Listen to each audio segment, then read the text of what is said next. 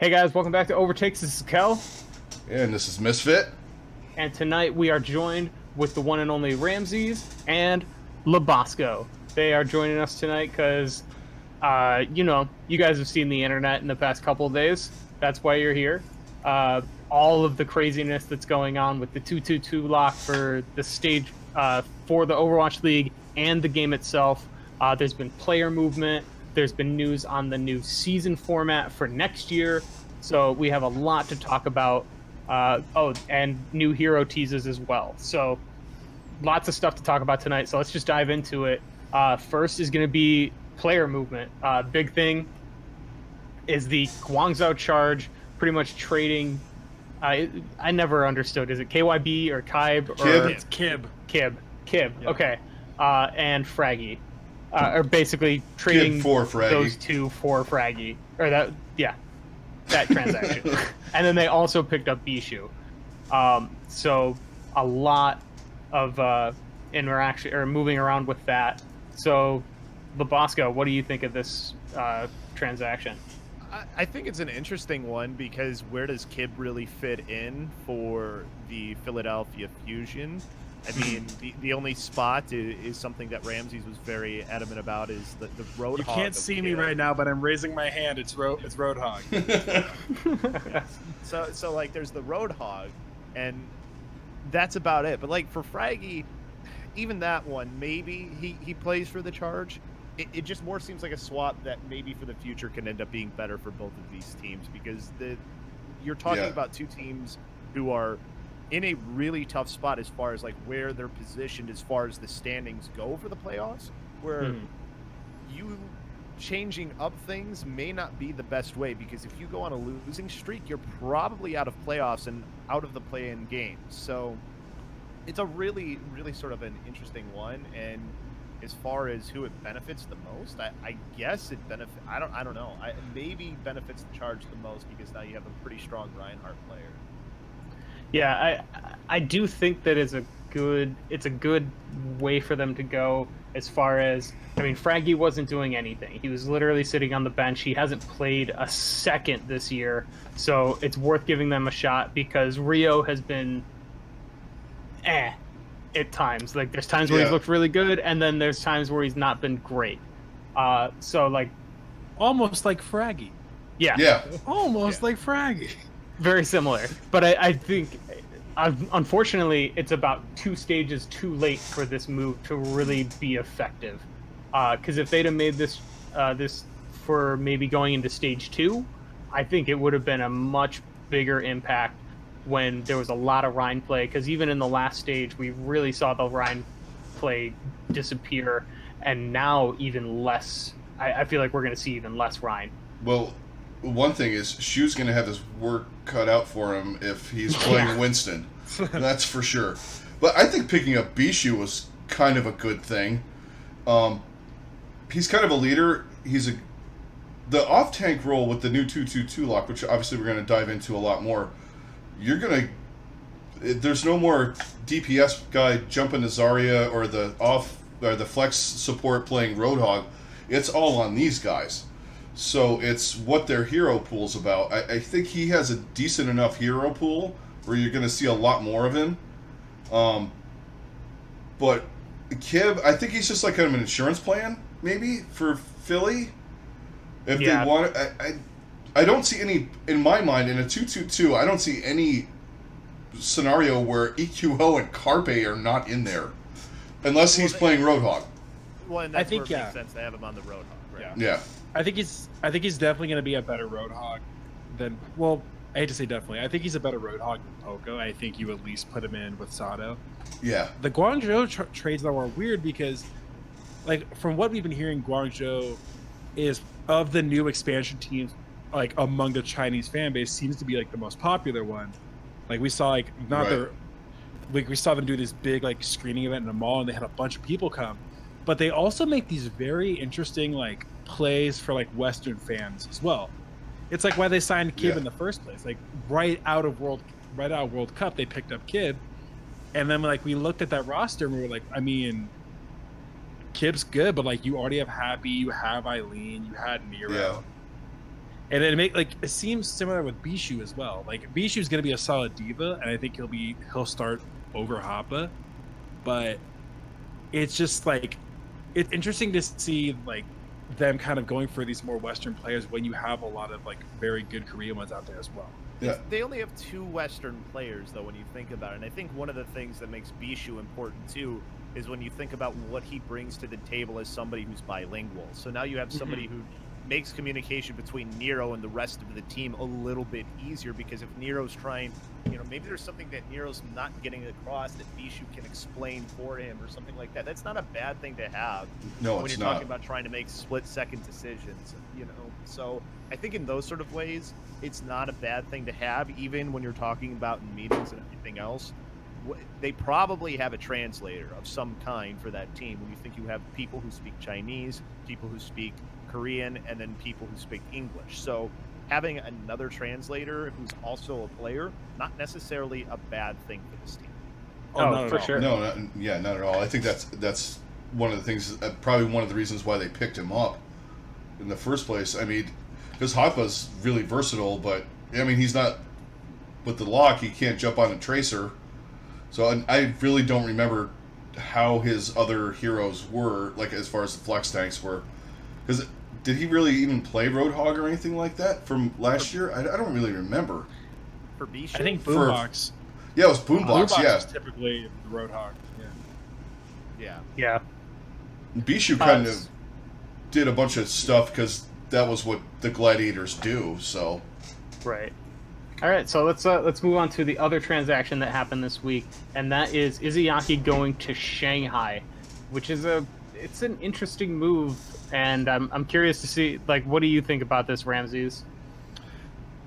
It's not that it doesn't make sense. I guess it's just so like unexpected, because Luffy's Ana play, as we've seen the past couple of weeks, has been phenomenal. The guy is ridiculous, and then his Zen play, even like in earlier stages, wasn't bad. Like he at least seemed like a top half Zen, and you wonder with Izayaki if it's just the idea that like we hear about, like when you have like someone that good that's out there in the free agency market, you can't afford to not go get them. It's freaking Izayaki, right? So, and we know how good this guy is. The guy frags. Like even yes, he mistimes all of his transes, and I can't vouch for that part, but like the guy gets a lot of damage. The guy gets a lot of eliminations, and we were joking before that like if you just look at it from the perspective that Izayaki just believes trans is on cooldown because he builds it so quickly, he all of a sudden becomes like an incredible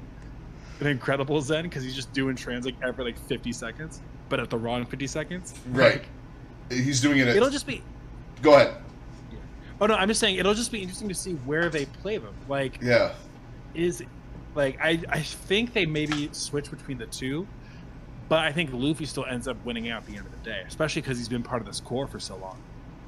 I think the one big thing that will keep him at least relevant for the team is the possibility of dive being very much a viable meta, just because he gives me that vibe, and we talked about it a lot on our show, of how much he is used in that way, or just how much his style of play fits a dive meta, because we said in the earlier part of the season that we would probably be comparing him to the likes of Jonak had it been in that point, because he just frags out like crazy had he played last year. So I'm curious, like, is that something that could happen, or will he just end up riding the bench because it's going to be more Ana play because there's no diva? And if you consider that with them adding Envy with Gamsu, who's a fantastic Winston, you're kind of getting I'm getting a little bit of a dive. They're like setting up like a specific dive roster, I guess, because Gamsu can play anything. He's one of the most versatile tanks, which is going to help them out a lot. When you have Envy and then you have Izayaki, you got a really good diva, and you got a frag Zenyatta. Your DPS are psychotic anyway, so you're set if you need to play dive. I mean, it might telegraph it when they're going into certain maps, but certain maps are going to be kind of dive oriented. it's going to be hard to tell, really. But I think Like, it's, what? I was just gonna say, like, what else are you gonna play except for like Zarya Ryan on King's Row? Like the map's built for it. you I could mean- play Bunker's possibility there. I mean, the one thing though to consider here is like Envy may not necessarily win out on that off-tank role. I think that if you're talking about the ability to play multiple heroes, Grigori is more going to be your choice. Especially we know she's a pretty good diva. She might be a better diva than Envy. That's still up for debate, but we know that she's a better Zarya of the two. Yeah. So it's kind of a weird thing. Like Shanghai, I feel like can still be one of the best teams in this league with the fact that you consider that their DPS duo. I've said it before and I'll say it again. I think that it's probably the best DPS duo in the entire league when you think of the vast array of different DPS heroes that their pools are for both of their players, and then also if you take into if they want to sub in their third DPS player who we saw with so much Doomfist as well. And I'm like, why is it I always forget his name, Ramses? Youngjin. But then you could also throw in Dia as well, who's just been rotting on the bench. And you have Ding, DM, Dia, and Youngjin. Their DPS are just nuts. DM and Ding are probably your main two. Oh, yeah.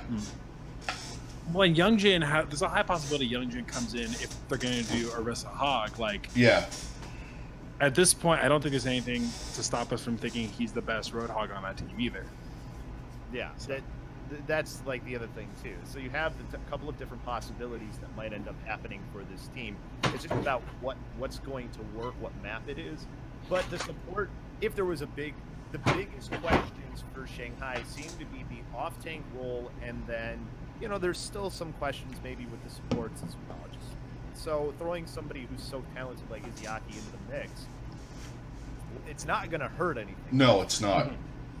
Yeah, for sure. It's not a bad move. It's just move. Yeah, it's a low risk, high reward type of move.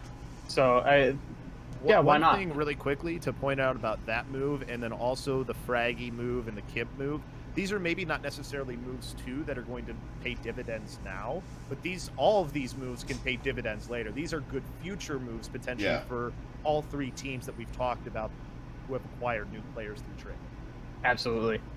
I fully agree with that, and I think that's going to be increasingly more important as the league establishes itself more, and like having really good players on your bench becomes just better to have depth, and then on top of that as potential trade pieces for other players as well.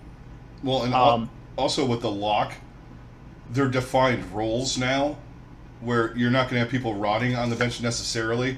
Like for the first three stages, we had people that just were sitting there, DPS players, you know, and then you're not going to go into another meta. Like if we went into like everyone's tried to mimic what Chengdu and say, Shanghai were doing, then people that were playing off tanks and other tanks are just sitting on the bench.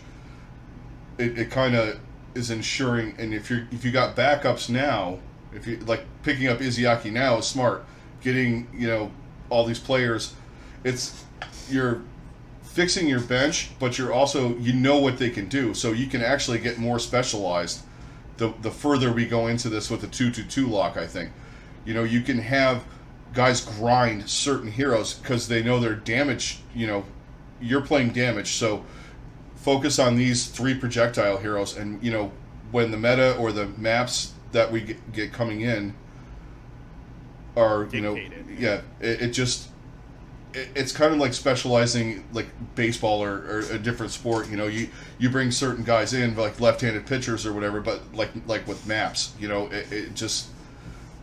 I kind of like it, actually. I've got a good analogy. I got a baseball analogy to go with that. So, with how it was before role lock, utility men were the most valued people in Overwatch. People who could play multiple positions, multiple characters. In the instance of that, now having utility is still good, but now it's specialized utility, where instead of a utility man who could play right field for you and second base, it's now a utility man who can play second base and shortstop for you. In the sense that that's where it's kind of going, where instead of being a player who could play, I can play Zarya and I can play Tracer and Widowmaker. Now I can play Widowmaker, McCree, Tracer. Like, now you're moving into all one role being where the focus goes instead of multiple roles that you have these players focusing.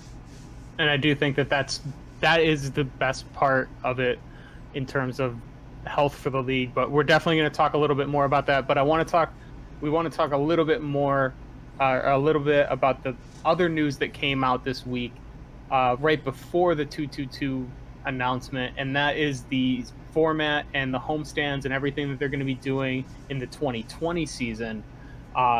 So the big thing is the homestands, obviously, and how they're going to play out, where each team is going to have at least 2, is it? Yes, or at least, it's at least 2. Minimum of 2, yeah. Yeah, minimum of 2, whereas some teams are going to have a lot more. I think up to 5.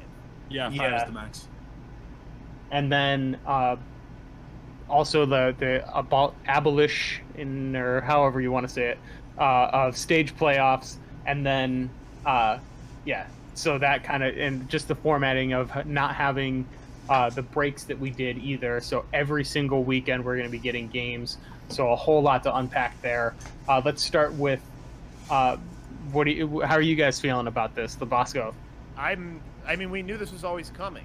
Like, Right. This was always something that we knew was in the works, was coming. Maybe it's coming a little bit faster than a lot of people expected. I mean, I don't know why, when literally Nate told you at the beginning of the season, season 3, we're going home. We're going to our home states for cities for all of these teams. So, like, this was to be expected. The question was, how was it going to go? And doing these homestands at least makes a little bit more sense, because you don't have the pressure of constant. You don't have. So the way that it works, the schedule is 28 games still for next season. That's one thing that they've told us. You're going to have 26 weeks of competition per team as well. Right. So 14 home games is not something you have to figure out yet if you are a team. Like, that's the nice thing. You only have to worry about maybe 5 at the most. So it's really going to give these markets a test of, okay, what can they do as far as a draw? Is there enough interest?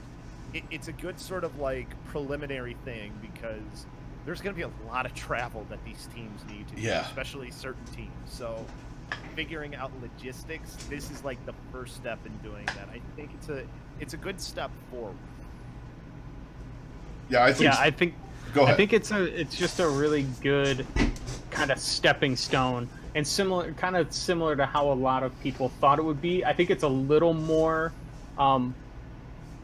just a little more to it than we thought it was going to be, because it's a pretty quick turnaround where it's only going to be 2 days in each city, but you're doing the homestand style instead of just like thinking like where some people were thinking. It's like you're going to have each team is going to play in a different city, but like on the same day or something like that. So it's still possible later on. Yeah, for sure.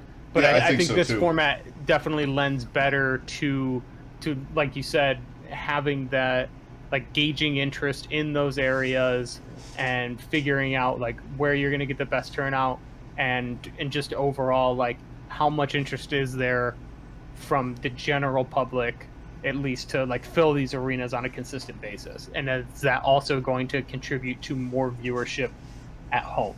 And I think it also goes into. Oh, sorry. Go ahead. I was just going to say, what stadiums are you going to be in? Because they can be in multiple stadiums for this. Mm-hmm. They don't have to pick like a home stadium to see what stadiums you can fill.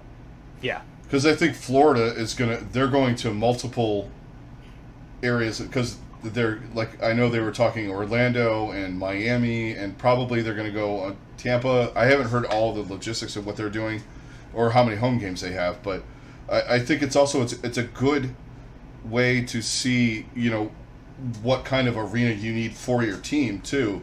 If you have 2 homestands and there's an unbelievable response, you might need to find a bigger place, or you might not have a place yet in some of the arenas or some of the cities where you could hold enough people for that. It's just, there's a lot of things to work out.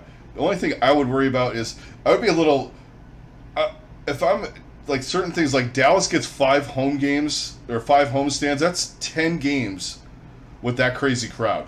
That would annoy me a little bit, but they're not in my division, and my division is terrible, so I don't care. Hey, our division is terrible. Oh yeah, our division is terrible. Well, I think The that does bring AFC up an North. interesting point. Or the AFC South, It's I'm going sorry. to have a lot more. There's going to be some teams that are just going to have more of an advantage because they're going to have more home games. So I think that definitely brings some interesting things, and I wonder how many teams are going to be able to take advantage of that, and how that's all gonna play out. Like, is there a team that benefits the most other than Dallas? Because I do think that is probably the team. Yeah, I think New York. Yeah, New York will benefit a lot from that too. Yeah, I think so too. New York crowds are crazy. I grew up in the New York area, going to Yankees games and Giants football games and Rangers hockey games. People are insane there. If they get the same kind of crowds for their games, it's going to be an intimidating place to go to. For I'm both really sides. interested personally in seeing which Chinese city has the craziest crowd, because I feel like I feel like they're all going to be pretty strong, but I feel like there's probably going to be like some that'll stand out a little more than others. Well, and I'm just wondering which one it's going to be. Well, Guangzhou's got Chengdu. 5. Guangzhou's got 5. I feel like, Yeah, They might Guangzhou does have 5. They might be. Yeah. Although I feel like Shanghai- Chengdu could have some pretty good ones, but Shanghai, because there's so many people, I think they can really put together like people that are really, really wanting to go there. same. I think Hangzhou also has a lot of hype behind them as well. Yeah, I true. I don't think going into Seoul's going to be exactly easy either. Yeah. Because we're all waiting for season 4 when we get a Busan team. Yeah. Yeah. Well, I feel like Yeah. And your Chicago Wait. team. no. Sorry, Yeah. Ramses, go ahead. Well, I was gonna say we've talked about this off stream. It kind of we are of the opinion that it's most likely that the Outlaws are going to move and become the Chicago team, right? But Mhm. there's nothing that says this is going to happen. Let's just Nothing that preface says nothing Like, says it's going to happen. this is but my hype tree. That's I all know. this is. You know what? Apparently, other people have been grabbing onto as well, which I'm happy for. Like, the more on the bandwagon for something that doesn't exist, the merrier. That's how I see it. What I get worried about though is crap. You got to push this Chicago thing quick because you don't want Houston having home you don't want Houston to have a full season 3 series of homestands. And here I'm probably roboting as well. There we go. Yeah, you were a little bit. But we don't want to see we don't want Houston to have a series of homestands and then immediately get booted out. Yeah. More than likely, they won't leave. It's clear, and from what others have told me, they don't want teams moving, especially this early on. So I don't think that's going to happen anyway. I want it to happen. It probably won't. But I'm alive. when expansion comes back, I'm assuming Chicago's going to be one of the top. Yeah. Chicago It's gotta and be. Chicago and On the Busan. Midwest. I don't know. They said they really want to push Asia, and maybe we're only going to get 4 more teams, I think. And I think it would just be Chicago, 1 more European team, and then probably 2 more Asian teams. I could see that. That seems the most legit. Because I feel like they've really struggled to find a people that are interested in Europe. So I think that's one thing that's kind of holding that back. They just don't have anybody that has the money that wants to invest in that. Whereas in US, there's a lot more. So I feel like there's definitely going to be at least 1 more US team, and it'll most likely be Chicago. Then, honestly, I feel like just to get more of that area, I could see Australia, just because we had that one last team that was rumored at the very tail end of all of that, and how it kind of fell through, but it was more of a timing thing than anything. So I could definitely see that being another possibility. Could you imagine being the Australian team and having to make that flight for all your games? God, even a flight to Japan would be rough. Oh, important point as well. 26 weeks of competition. Each team is going to have about 8 to 10 bye weeks. Now, that doesn't mean, because like we think about bye weeks, like for the NFL, it's like, okay, bye week, you're doing like no pad practices, like you're going home early, like you're practicing, but it's still a rest week. And I just don't have the confidence that Overwatch League teams are going to treat those the same way so far. And that's something that they need to do. Like we don't know yet if there's any sort of mandatory days off rest during bye weeks. Like the bye weeks are going to be really important as far as the traveling goes, because these teams are going to be a ton of traveling. Like one of the things that's more than likely going to happen is when you go and travel as these teams, you're going to be traveling for a few weeks for a bunch of games in a row. Think of, you know, if you're a basketball fan, the Chicago trip. There's trips out east if you're a West Coast team, or vice versa. If you're an East Coast team, there's the West Coast trip. You know, for Chicago, there was always, it used to be called the circus trip because it happened to align with when the circus came into town, which exists. Now it's just the West Coast trip where they go out and play all the teams on the West Coast. And that's what they would do on the circus trip too. Is they'd always just go out west and play all the teams out west. So it's the same sort of thing that you have that has to happen in the Overwatch League with how far teams are apart from each other. So that's part of the logistical part. The important thing to point out here too, and I don't think we've mentioned it yet, games will only be played on weekends. So you will have no longer Thursday or Friday games or anything like that. It's all going to be weekend games. That's it. Yeah, and there's going to be 2 homestands a weekend, right? Yeah, so and you'll play if you're playing a game. If you're playing a game that day, or like at a homestand, you're playing 2 games a day, or 2 games. 2 games in 2 days. A row. Yeah. Yeah, 2 games in 2 days. So I think that's going to be interesting. And I think that kind of brings up an interesting point. I don't want to get too heavy into it, but I do wonder if with all of the traveling and the logistical things, if there will be issues that will crop up that end up kind of pushing some of these players to fight for a union. They should have something, or at least a players' association at the very least. Like Yeah. You already see it in CS:GO. They have a players' association, so there's nothing. A players' association is a lot easier to do than a player union. Right.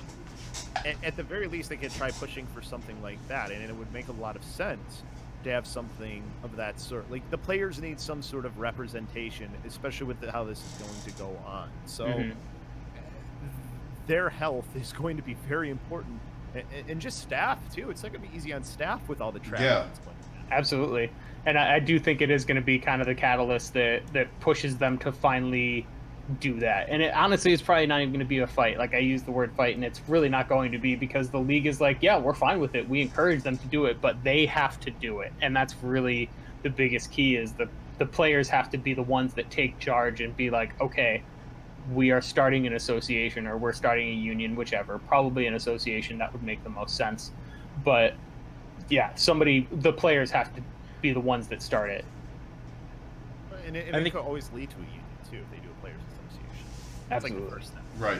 I think realistically, we are going to see, though, like we're going to see a wave of player retirements or player I think it's inevitable, just because a lot of people just aren't built for it.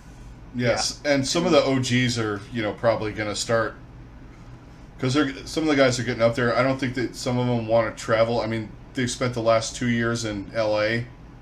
Do they want to go to Paris and London? I mean, yeah, you might want to see them, like as far as cities and all that. But, it's like, I really like playing this game. I'm not as good as I was. You know what? I'm going to hang it up and, let these young guys kind of I'll stream. I'll make way more money. Yeah. I'll go stream and go on to France stream and go stream a Shroud, apparently now. Yeah.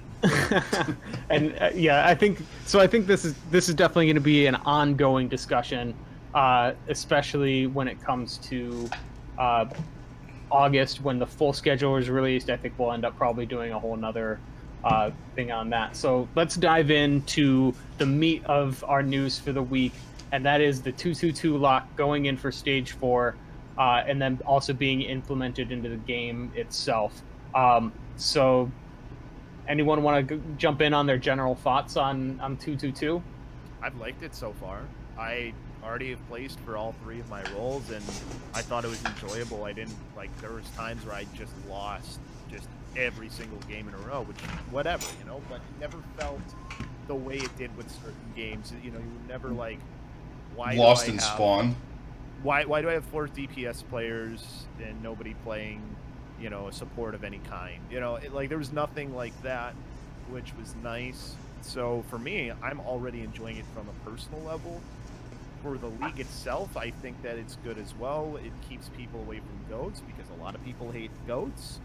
And you can't play goats when you've got to play 2-2-2 Roadlock, but you can play Clockwork Vendetta comp. So Yes, exactly. And I hope you guys like Hog, and I hope you guys like Orisa, because that's what I think you're going to see for a lot of this stage. more than likely. Yeah, a lot of the fat boys going to be in there. I do think it's going to make for, like, it's not going to be this sudden, like, oh my god, look at all these amazing plays, and, like, we're back to dive right away. Like, I don't think it's going to be like that. And we're just going to go back to, or the double sniper meta of last season, of the stage 4 of last season, that was so much, or that ended up having some really fun games to watch. And I don't think we're going to quite see that. And I think there will be, I think no matter what the meta is, people are going to find something to complain about with it. Always. Always. So Yeah. that's just inevitable. So honestly, I'm cool with seeing Hog and Orisa, because that's new characters that we really haven't seen these guys play to an extensive level. So I think it'll be enjoyable, and we'll only have a stage of that. And then by the time next season rolls around, or even the playoffs, I think we'll probably end up having a slightly different meta because of the balance changes and everything that'll be coming with that as well. And then going into next season, it's going to change even more because we'll have a ton of new heroes and all that. I think the good thing is that there's no, this isn't a surprise to teams. Like, they've known since June. Yeah. They were all like, from the way that it's been worded, and from my understanding, it was made in conjunction with them. Like, are you okay with this? And it seems like the teams were fine with this. So as much as people can be contentious about the fact that we're going to lose some of the strategy that's involved, like I understand that GOATS is a very strategic and very in-depth composition to run.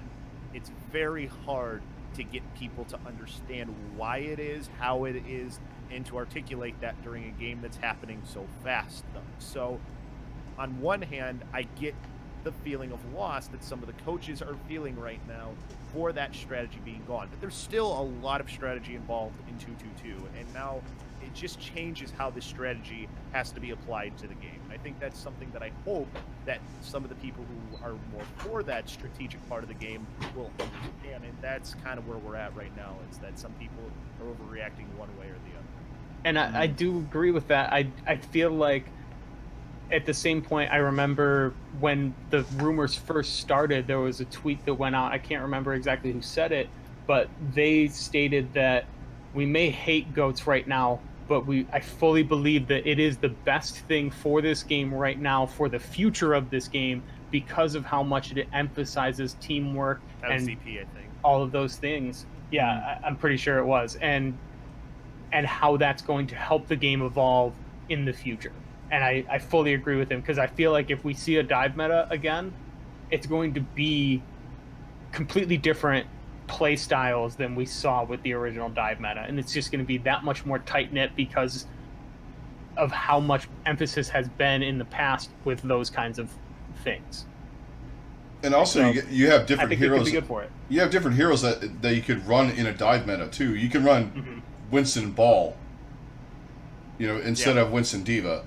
Or you can, comfort level, they might run Winston Diva. But for me, the thing with the 2-2-2 lock, I've enjoyed watching GOATS to an extent. I like the strategy. But for people coming into the game and for just overall health of the game down the line, I think 2-2-2 lock is going to provide a lot more strategies, because they're not constantly, they add enough heroes in that are viable, and it's going to be easier to, once we get probably into the beginning of next season, outside of ranked and all that, everything will be fairly well balanced, where Brigida's not going to be weird, and you're not going to be, Zarya's not going to be in a bad place because it's hard to run her in a 2-2-2 and all that kind of stuff. It's good for the longevity of the league. it's going to be way better. And for the longevity of the game, to be honest, because I haven't played ranked since season 12 or 11. Because we're at like 17 now, I think. Right? Yeah, because I'm not the greatest when I play, and I end up in the scenarios where I got to play roles that I'm not comfortable in when I go in. You know, you go into a game, there's 5 DPS. I can't play Reinhardt that good because I'm a moron. I basically am a low-level bumper. I get bored holding the shield, and I just start swinging the hammer and charging at people, and I die.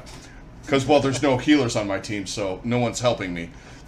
I think for me, my biggest thing that I've really loved so far of it is that I don't run into the scenario of, oh, well, I'm a support, and we have 3 other people that want to play support. That as well. And now you have 2 people who have to play something that they didn't want to play.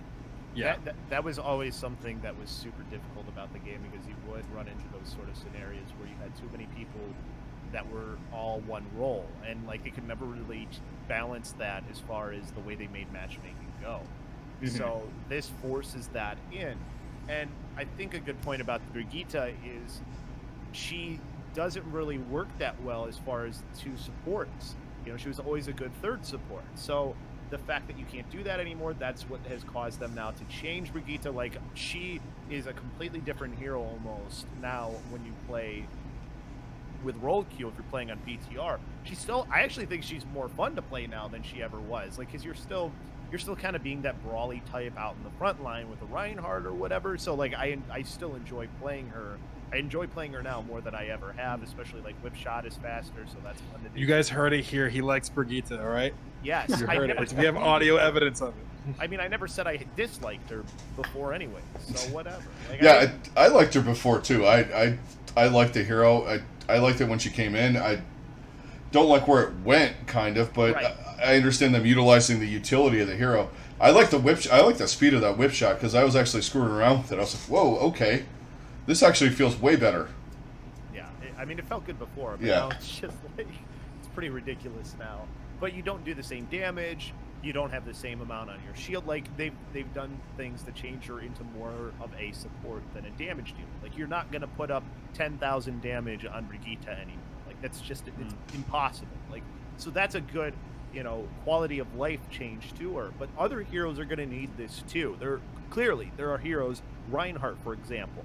They've already started to make changes to him because they know that the other tanks are going to be a little bit more important. They knew Orisa was going to be really strong, which is, it kind of sucks that this won't make its way into the patch that they're playing in Overwatch League, but the cooldown change to the shield that's big. Is a super big thing for the Orisa. So, like, they're working towards now balancing the game to 2-2-2 because they've said it themselves. It's different. It is completely different, and there are going to be some heroes that are not going to work very well in the way that the game is going, with the being so new to 2-2-2 rollout.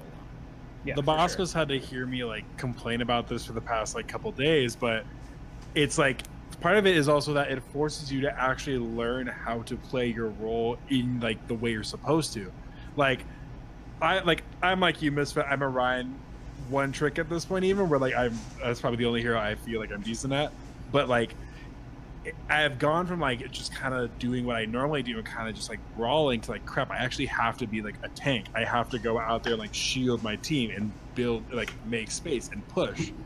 I think it really reinforces you actually having to do your job and play the role instead of just kind of freewheeling it and hope that your team works out. It's going out and basically playing team deathmatch with. It's gonna force you to actually play Winston as well. Yeah, I played a little Winston. All right, I'm getting there. More though, more. You gotta play more. All right, so let's jump to who or what player do you think is going to have the biggest impact with all of this? Who's going to come out of Brig Jail or come off the bench? Who's just been pretty much not a non-existent entity at this point or up to this point? Who do you guys think is that going to be? Let's start with you, Ramses. I have a couple. I think the most obvious one is Prophet because Prophet finally gets to play hit scan heroes. Yeah. The other obvious one is EQO because the guy's a monster and has been in Brig Jail for this whole season, and he finally gets to like crap on people again. This is a risky prediction, but I kind of want to be proven. I want this to work out because I don't want to hate the guy anymore. What do we do if Zachary's really good, guys? Well, honestly, he is somebody who benefits from this. Like, that's he's one of the guys. You're not wrong for with sure. that, right? Yeah. I think Zach will do. I think Zach's gonna improve a lot. At least he better, or else like he's gonna receive even more hate. But Yeah. He already receives a ton of hate that's not warranted. Like, it's unnecessary, for sure. Yeah, like being critical of his play. Oh, totally. I am very critical of his play, but like the hate, play and his attitude and stuff. Yeah, for sure. But yeah, like as far as a human, he's yeah. I don't see why people go after him. Yeah, it's exactly. That's the best way to put it. Like, what do you think, LoBosco? Who do you think has the biggest impact? well, Ramses took a few that I was going to say, but I think that Erster is somebody that I haven't really heard talked about who's going to make massive impact. And I'm going to go with his former Lucky Future Zenith teammate too, who's already making a lot of impact. But DM is going to just get better. Yeah. That is a guy who is already ridiculously good at the game and is going to have a chance to show. I think that there's a couple of other players too that may, one of them sitting on the bench currently, but I feel like Crystal is somebody from the Spark that you have to think that he, in the way that this is going to be really important as well. It's all DPS players for the most part, because those are the ones we kind of really haven't been seeing. Yeah. Sabiolbi will stay in now. He won't get switched out for. I don't know if we see Pine. I don't. I kind of was thinking that too. But Eileen is another one too. And Ooh, that's a good one. Yeah. And Happy too. Like honestly, it's just like this list is mostly dominated by DPS players for the most part. Is the thing. I have an interesting one. We talked about him a little bit earlier. I want to know, how does this impact a player like Hotba, who had such a wide range of off tanks, DPS, where he was able to switch between those things and play them pretty well, and sometimes dominate by switching off of those or switching onto one or the other. And I wonder, where does he kind of fall into it? Do they play him more as an off tank, or do they play him more as a DPS? That's a good question. I feel like maybe more is the off tank. The off tank is like the weirdest part about this whole thing, right? Yeah. Because like the off tank, it was like, okay, you had somebody playing Diva, and then like, okay, now Bunker, so now we're seeing some Roadhog.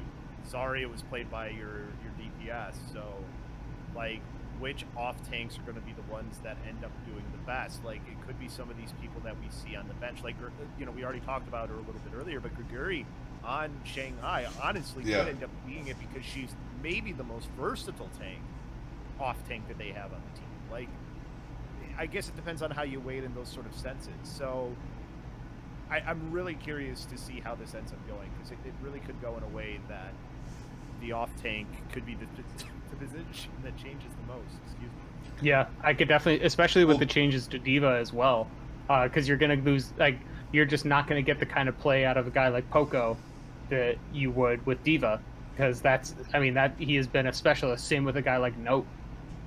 And yeah, so I actually agree. I think the off tanks are going to be one to really keep an eye on, because obviously everyone's going to be watching DPS because they're the ones that have been really down. But I think, yeah, you make an excellent point with off tanks. Yeah, because the value of Diva over the last, since Overwatch League started, maybe even before then. Way before. But it's the value of Diva, it's like they're considered off-tank players, but they're actually just Diva specialists. Because, like last year, we had, like we were talking before that we started, we had guys like Boombox coming in to play Roadhog. Jonak played Roadhog for NYXL when they would run the pirate ship on Junkertown and stuff like that. Dallas would have Taimu playing Roadhog. Yeah, I mean, you didn't the first. Yeah. Basically, your off-tank was basically just Diva. They weren't playing any of the other heroes. They just specialized in Diva. This is going to, and Grigori is probably one of the more versatile ones, because she has such a good Zarya. I mean, everybody can kind of play the other heroes okay, but they're all just kind of diva mains. I just want to say, that's going to be very interesting to see. It's funny because, like, you think about DM being the Zarya player for the Shanghai Dragons. She still might have been the best Zarya on the team, but the versatility that DM brings based on what that Zarya player needs to do otherwise is why DM was probably always their choice. So that's why you can see somebody like her end up coming back in. There's other off tanks where this is also the case too, and some of them will just always be in just because they're just that good at the game. Like I wonder what happens with Fury. I feel like Fury's still just going to be good at the game, so it doesn't matter. Yeah, Fury is just good at everything. Yeah. Like London, I was just going to say that the guys that I think when we were talking about popping off, we were all talking about DPS. The guys that I think they're going to pop off or be like really, really good and like really scary to watch. It's going to be Gesture and Fury, because Gesture can play pretty much every main tank that's out there. I think people forget how good he was on, like, when he was playing like a Risa last year. That was nuts. He was like the first person to play Risa in the league. Like, yeah. Like, just think about him in the grand finals last year. Yeah. With some of the combos, and it wasn't halt hook combos only too. He was doing, before most people even knew that how well you could do it, was the halt dragon strike combo with Prophet. So yeah, I think Gesture's also a pretty good choice of a player who's like versatility in their own role. Like, those are the players you look at. Yeah. Like, are going to benefit from the fact that it's like, oh, I can only play this one role. And I think guys like Libero too. I mean, Libero is just going to go off because he can do whatever on DPS anyway, and they can run whatever. When they have all the like weird hit scam specialists, and like I think Nene's going to play, like you were saying, like Pine. I don't think we're going to see. I hope we do, but yeah I think it's going to be Nene. I think fan service wise, because Ilios is on here, is in the map pool. You're going to get some Pine McCree stuff going on, and he can Widowmaker on there too, so you might see him on Ilios.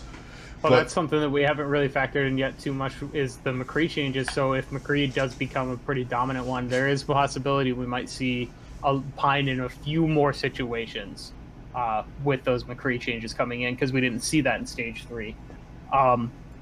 I think also... All right, so let's dive into some of the teams who are going to benefit the most from this. Who are you thinking, Ramses? So, benefit the most, the joke I have is that, like, this is just a plot by the league to make sure London and Philly have a decent chance at getting back into the stage finals again, just because they've been so mediocre all year. If I'm roboting, sorry guys, but no, actually you sound pretty so good. mediocre all year.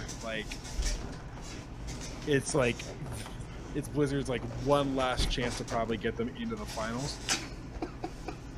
I could see that. Who do you think is going to struggle the most? Sorry, guys.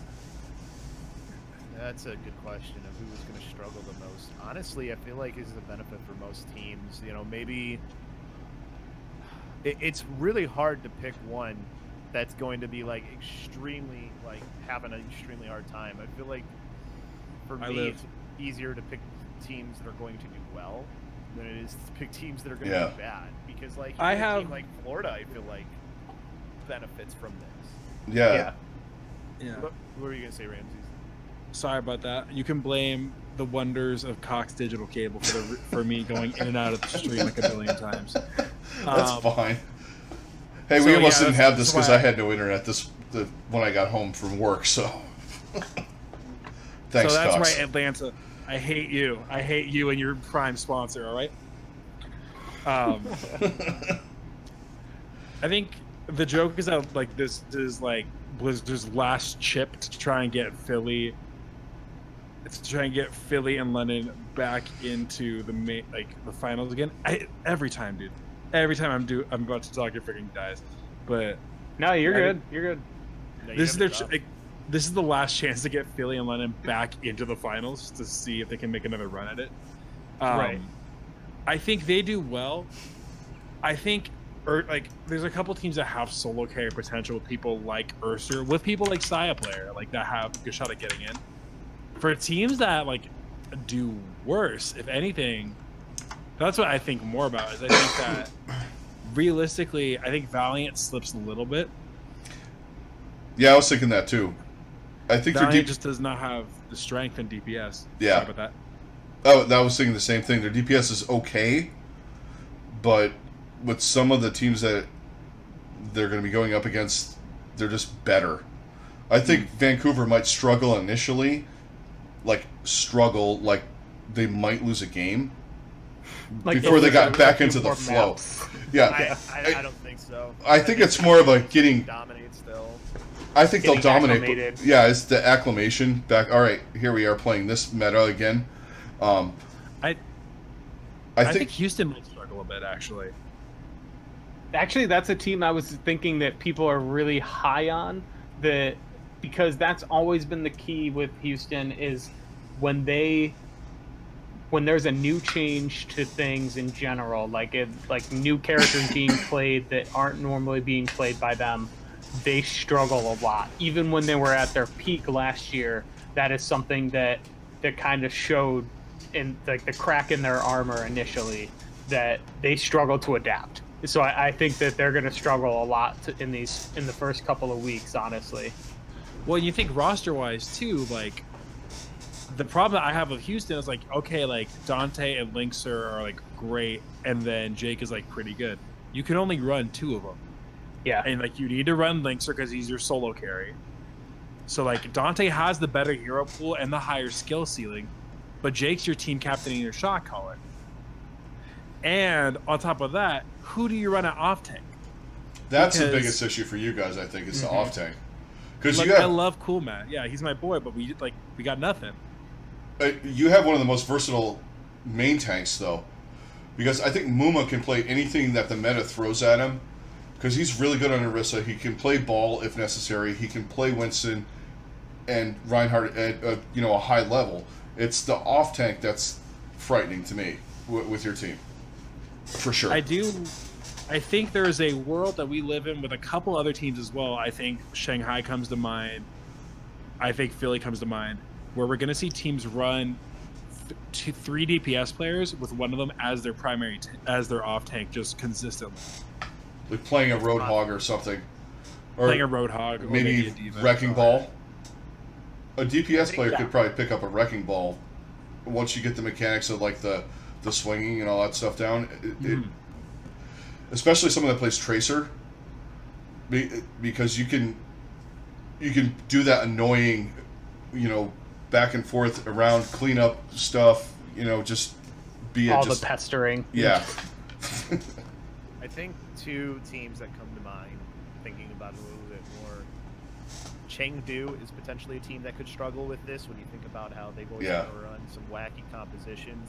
And then the other one that comes to mind is the Gladiators. I think those are 2 teams that could... I think part of the Gladiators is really happy about 2-2-2 roll-lock. I think part of the Gladiators is also like, you can't do some of the crazy stuff we do. So those are the 2 teams in particular that I guess I would pick and be like, teams that could really actually drop. Like, because like teams that like a team like Washington, who knows? Like they could end up being so much better with 2-2-2 roll-lock, but they could also just be worse. Like that's entirely possible. But same like, with Florida. When you're at the bottom, it doesn't matter though. So, right. And both those teams are mathematically eliminated from all playoff contention right now. And I feel like those are the teams that we're going to see just really bust out some really wonky things that you wouldn't even normally see in 2-2-2. So it'll be interesting to see what they do. Honestly, I think a team that's really going to struggle the most is going to be I'm interested to see Boston, but I'm also interested to see Paris. Because I feel like Paris is going to have the chance to bring out guys like Soon and Shadowburn and see if they have anything. And I just really don't know if they do. And then also the question is with Boston is like, how are their DPS going to acclimate to this change? And then what do you do when you're off tank there where you were running RCK on D.Va switching to Sombra? And do you run him primarily DPS? Do you run him as your off tank? I think that team has a lot of questions. He's a decent hog. We've seen him on stream. Like, he can play. Yeah. And they also added Stellar, too. They did, which is a weird That was a weird pickup that we didn't I talk was- about, I- actually. I'm not gonna lie, I was mad about that. I'm mad Yeah. at him. Fuck Boston. I'm sorry. I'm from New York. No. Fuck them. No, we've cleared. No, so the official thing that came out about it was like when he retired, it was because he thought, the meta's going to change, and I'm not sure that my heroes outside of Brig are going to be good enough to compete at an Overwatch League level. So, which again, do with that what you will. It's still, you made it here for a reason. Like, you got here because you're a really good tracer or whatever. I felt it was the opposite way, but so he decided, mentality-wise. Go ahead. So he retired, and then when he unretired, Toronto still had the rights to his contract. And he was like, okay, like, I'm coming back, like, I want to play again. And Toronto said, okay, well, we're going to run a 10-man Western roster. We really don't have room for you, so we're going to trade you. Yeah, that's what it ended up being. Yeah. It's not like he was trying to get out of Toronto or anything like that, which is what it initially seemed like, but still screw Boston. Yeah. Yeah. I mean, that's a smart pickup for Boston. Yeah, it is a good pickup for them. I'm not going to I was very disappointed for Toronto when Stellar left, because I think it really everyone says like, oh well, everyone just figured out how to play goats better than they did, and it's just like, no, I think it's because they were never able to fully fill the hole that Stellar left on their roster. Because he was amazing at Brig. And he was like the leader of the team, Yeah. if I'm not mistaken. So it was like you lost. Not only did you lose somebody mechanically, but intangibly you lost somebody. Yeah. And I think Toronto's going to be a team that's either they're going to be hit or miss, or they're going to be feast or famine. It's either going to be they look 10 times better and they're competing with like upper tier teams, or they're just going to be a complete bottom feeder and get destroyed week in, week out. I don't feel like they're even going to be like a middle ground. It's just going to be one or the other. They're only 2 games out of the play-in, though. That's the thing. That whole area from, what is it, like probably from Atlanta down to Toronto. Basically, the only 2 teams that can't get into the play-in right now are the 2 teams at the bottom in Florida and Washington. Everybody else has a chance to make it into the play-in from 7 on. So basically, it's completely wide open at this point. Like, if you're a team that wants to make a push and you like make a trade or something that you think is going to help you out, like that totally could be the difference in being in the play-in game and not being.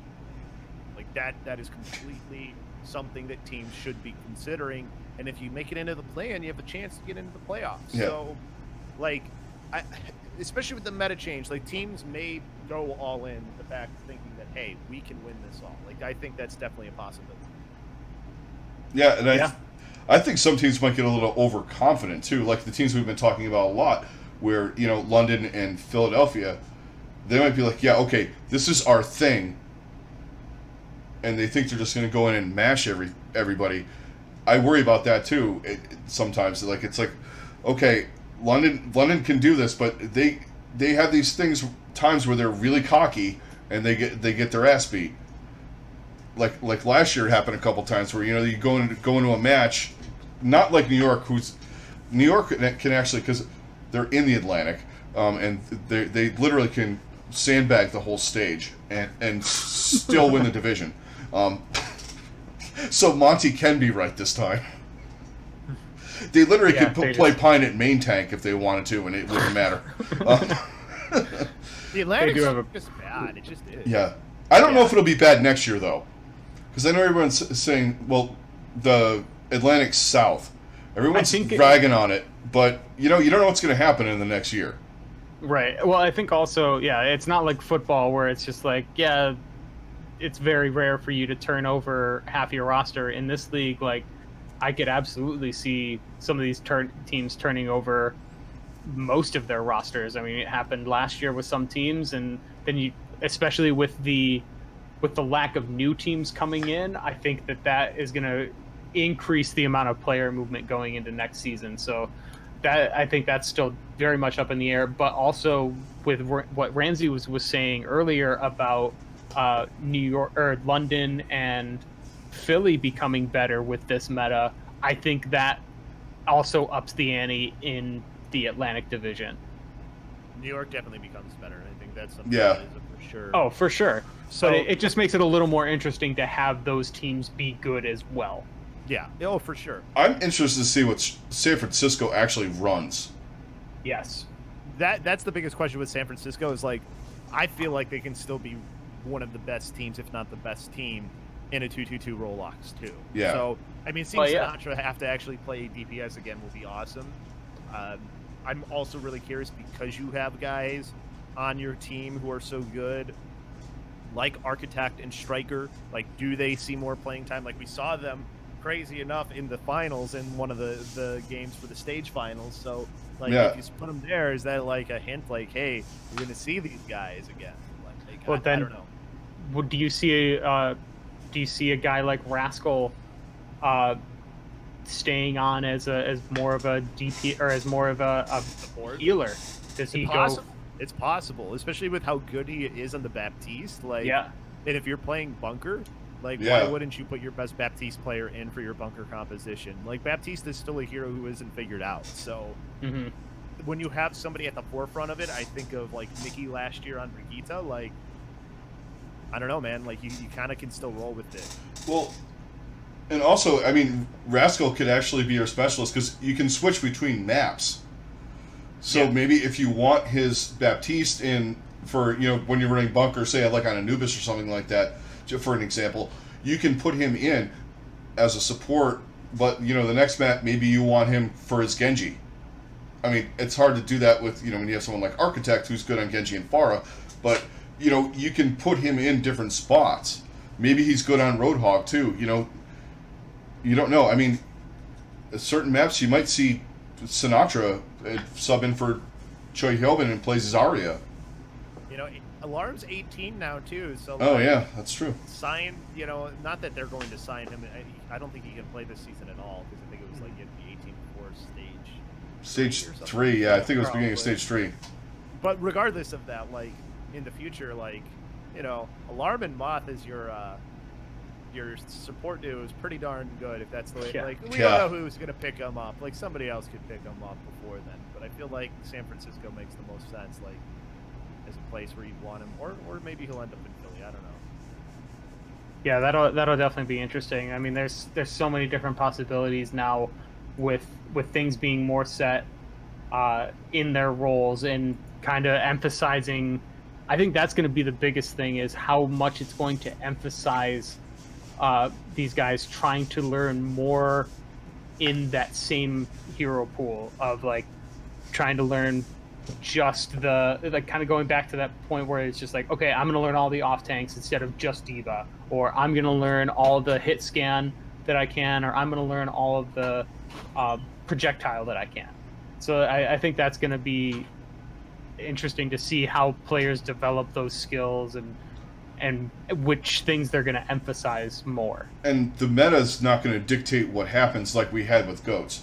I think that was the biggest thing.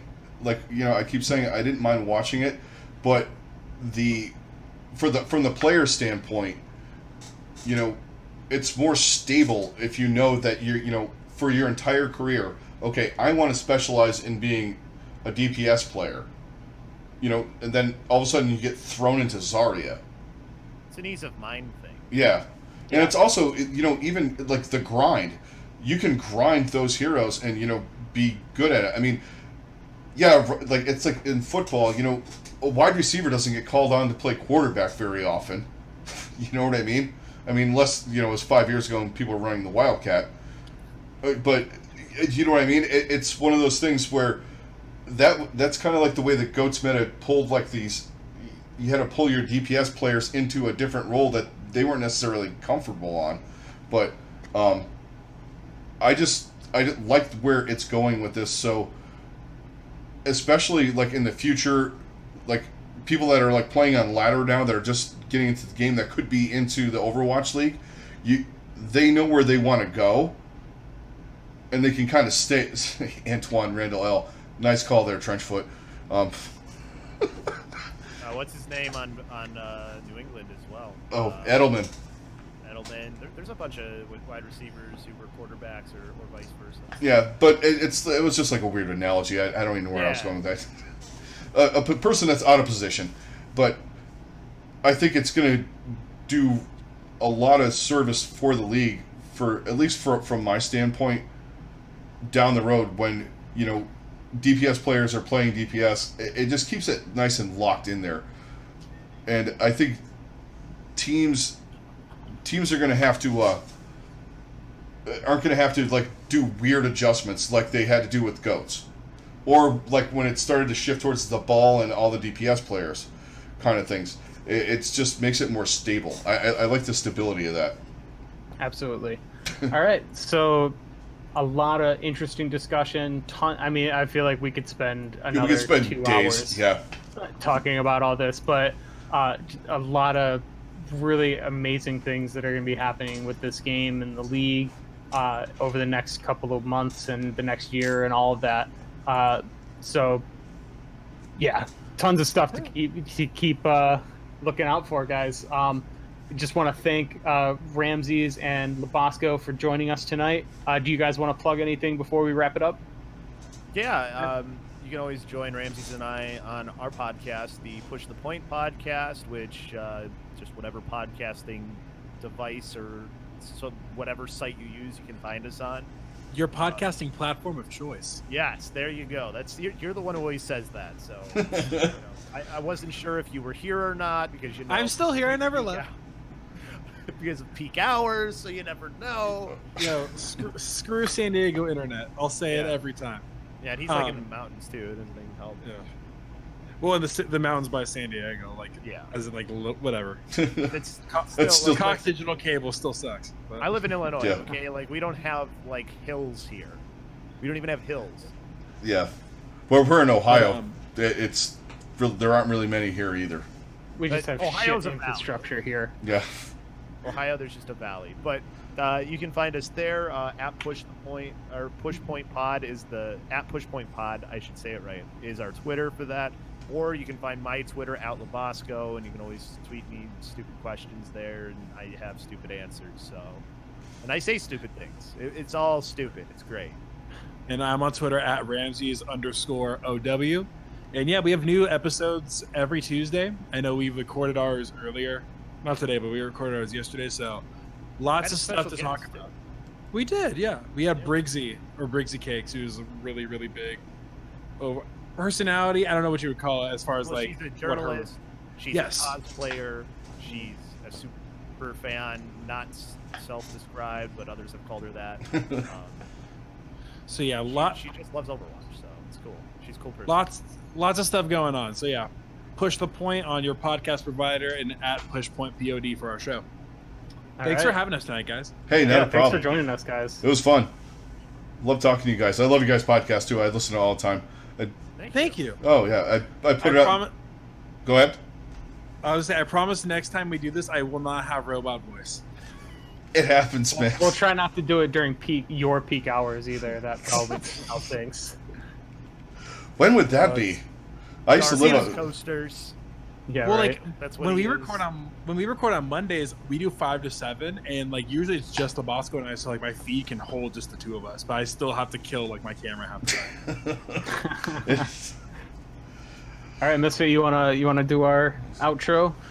All right, yeah. All right, guys, that's gonna do it for today. Don't forget to hit a like and a subscribe if you're on YouTube. Also, on your catcher of choice. I'm terrible with this. You guys got it down. I'm horrible.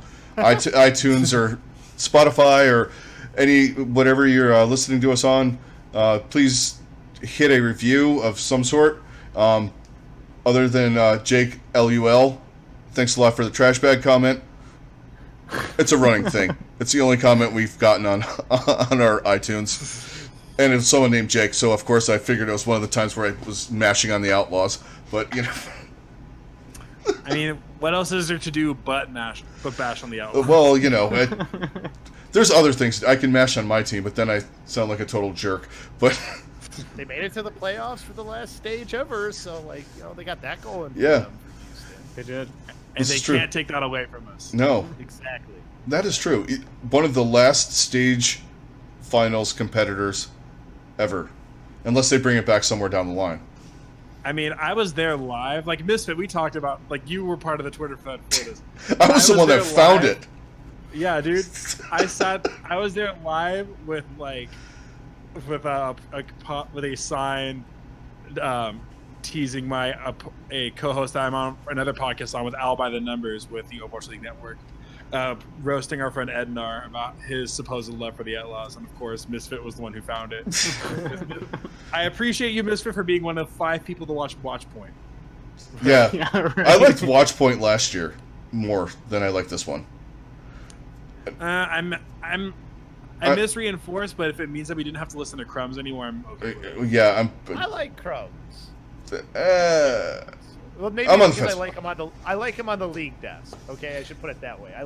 I'm a frequent LCS watcher, and Crumbs is on the desk for that, and I really like him on it. Either way, though, yeah, being in the stadium to watch, with all these other Houston fans to watch Vancouver just 3-0 us into the dust was very disheartening. But it was still fun in a way. Oh, I've always been happy to be there. I've been Playoffs and getting mashed is better than no playoffs at all. Believe me, I know. I'm a Browns fan, so I'll take that. I'm sorry. Yeah. My mom's whole side is Cleveland people. Well, they're Youngstown, but same difference. Yeah, they're all Browns fans. Yeah, Exactly. Unless they're traders and then they're Pittsburgh fans. This is the things that I'm a Broncos fan. Don't ask me how that happened. I grew up in Connecticut, but that's what I've learned since I've moved here. Even if you're a mile from Pittsburgh on the Ohio border, you have to be a Browns fan or you're a trader. It's just the way it is. Pretty much. You live in Cincinnati and you should still be a Browns fan. Some of them probably wish they were Browns fans. Man, they're that excited to go 7-9. They're that excited to go 7-9 in the season. Jeez. Oh yeah, yeah we are. All right. Well, so that's gonna wrap it up for tonight, guys. Thanks for joining us. Before we get into NFL bashing. Yeah. So yeah, thanks for you guys coming on. Yeah, there you go. Hey, Baker's gonna be great, so it's gonna happen. But yeah, thanks for coming on tonight. Thank you. Don't forget to check us out. Not a problem. Check everybody out on Twitter and everything, and we will catch you guys in the next one. Thanks, guys. We'll Have a good talk to you one, guys. later.